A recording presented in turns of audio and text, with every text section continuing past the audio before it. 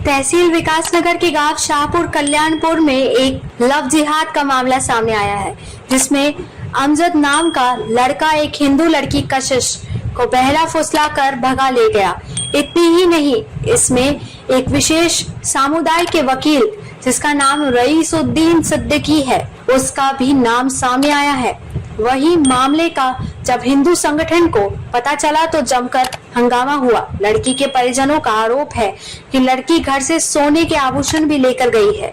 इस मामले पर जब पुलिस क्षेत्र अधिकारी विकासनगर से बातचीत की गई तो उन्होंने बताया कि हमें एक तहरीर प्राप्त हुई जिसके संबंध में मुकदमा दर्ज कर लिया गया है। वहीं पुलिस क्षेत्र अधिकारी द्वारा बताया गया कि वकील रईसुद्दीन सिद्दीकी पर पहले भी एक मुकदमा दर्ज है, वह बेल पर बाहर है। एक हिंदू समुदाय के युवक द्वारा भगा ले जाने के संबंध में आज एक तहरीर हमें प्राप्त हुई। हमारे द्वारा इस संबंध में संबंधित धाराओं में अभियोग पंजीकृत किया गया है। इसी बात को लेकर इनका आक्रोश था, तो अब चूंकि अभियोग पंजीकृत हो गया और मामला शांत हो गया। जी सर, ऐसा कहा जा रहा है कि पूर्व में भी जिनके खिलाफ ये लोग प्रदर्शन कर रहे हैं वो इसी मामले को लेकर के ये पूर्व में भी जेल जा चुके हैं। हाँ, यह भी लोगों द्वारा बताया गया तथा तहरीर में भी उल्लेखित किया है कि एक व्यक्ति द्वारा उन्हें सपोर्ट किया जा रहा था। तो उस संबंध में उस व्यक्ति के खिलाफ एक अन्य अभियोग पंजीकृत है और उसके कुछ दिनों पूर्व ही वो उसने षड्यंत्र ये भी किया कि उसके घर से कुछ नकदी और काफी सारा जेवर भी लेकर के गया है। मतलब एक तरह की लूटी हुई है। और ये सब कार्य जो हुए हैं यहाँ एक हरवटपुर में फतेहपुर रोड पर एक है सिद्दीकी वकील, रईसुद्दीन सिद्दीकी वकील का नाम है। वो अभी हाल ही में एक नाबालिग बच्ची को भगाने के जुर्म में जेल काट करके आया, अभी 5-7 दिन पहले आया होगा। उसने ये बाहर आते ही ये षड्यंत्र रच दिया और सारी की सारी घटना उसने लिख करके उस लड़के के माध्यम से लड़की को इंस्टाग्राम पर उपलब्ध कराई। क्या षड्यंत्र करना है, कैसे करना है, क्या बोलना है, पूरा रोड मैप उसने उसको दिया है। तो इसका पूरा हैंडलर वो रईसुद्दीन सिद्दीकी है।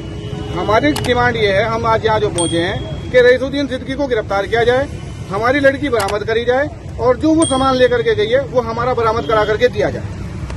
दीपक जी का कहना है कि उनके पास हथियार भी थे, हाथापाई हुई है। जब ये लोग वहाँ गए देखने के, क्योंकि पुलिस का प्रशासन का कहना था कि रईसुद्दीन सिद्दीकी घर पे नहीं है, तो ये लोग गए वहाँ, रईसुद्दीन सिद्दीकी की गाड़ी खड़ी हुई थी, तो इन्होंने जैसे आवाज लगाई तो अंदर से एक उनका लड़का है, वो उनका सिद्दीकी जी का बड़े वाला लड़का, वो आया और उसने हथियार से डॉक्टर साहब भी आके थे तो इन पे हमला कर दिया। ठीक है, जिसके कारण फिर वहाँ से लोगों को आना पड़ा और हमने पुलिस में आकर के इसकी शिकायत की कि भाई वहाँ पर हथियारबंद लोग उन्होंने अंदर रखे हुए हैं। रईसुद्दीन सिद्दीकी को किसने सूचना दी कि वहाँ कोई जा रहा है? वो पहले से ही इस प्रकार के हमले की पूरी योजना बना करके बैठे थे। वो लोग अपराधी प्रवृत्ति के लोग हैं, इसमें कोई दो राय नहीं है, कोई संदेह नहीं है। क्या आश्वासन दिया सीओ साहब ने आपको?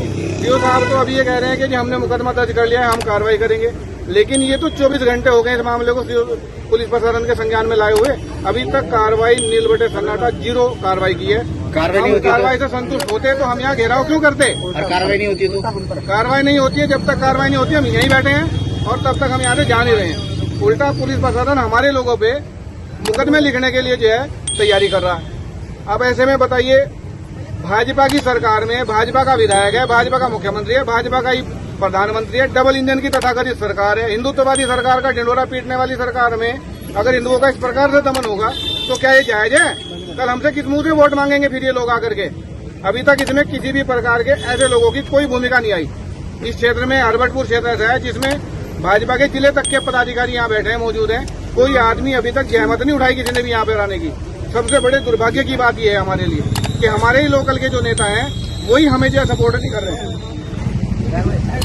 क्या मामला अभी कुछ दिन पूर्व यहीं पे सिद्दीकी नाम का कोई वकील रहता है फतेहपुर में, उन्होंने एक लड़की को गलत तरीके से उन्होंने कोर्ट मैरिज कराया था जिसमें वो अभी जेल गए थे।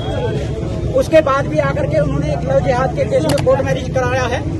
लड़का सहसपुर क्षेत्र का है और लड़की शाहपुर कल्याणपुर क्षेत्र की है।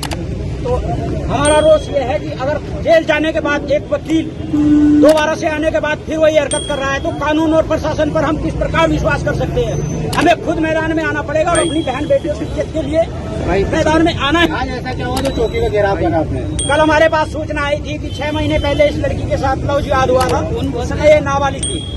अभी ये लड़का छुट करके आया है और सिद्दीकी के द्वारा इसका दोबारा से कोर्ट मैरिज करा करके, और मुझे लगता है कि वो संरक्षण में लेकर के शायद हाई कोर्ट के रुख पे ना गया हो, उसकी गिरफ्तारी हमारा मुख्य उद्देश्य है। क्योंकि जब तक ऐसे हरामखोर वकील गिरफ्तार नहीं होंगे, उत्तराखंड में लव जिहाद बंद हो ही नहीं सकता। इनको बाहरी विदेशों से जो मुस्लिम कंट्रीज है उनसे फंडिंग हो रही है और पुलिस प्रशासन उल्टा हिंदुवादी लोगों पर दबाव बना करके उनको दबाने की कोशिश करता है। ये बर्दाश्त नहीं किया जाएगा। आपके हाथ पे कैसे लगी? जब हम सिद्दीकी को देखने गए तो उसके घर से हथियारबंद आदमी ने आकर के हम पर अटैक किया है। ये देखिए ब्लीडिंग बंद नहीं हो रही, 4 घंटे हो गए इसको। हम लोग कैसे अपने हिंदुस्तान को, जिसको हम कहते हैं कि बहुसंख्यक हिंदू देश है, वहाँ हम अल्पसंख्यक लोगों से सुरक्षित नहीं है।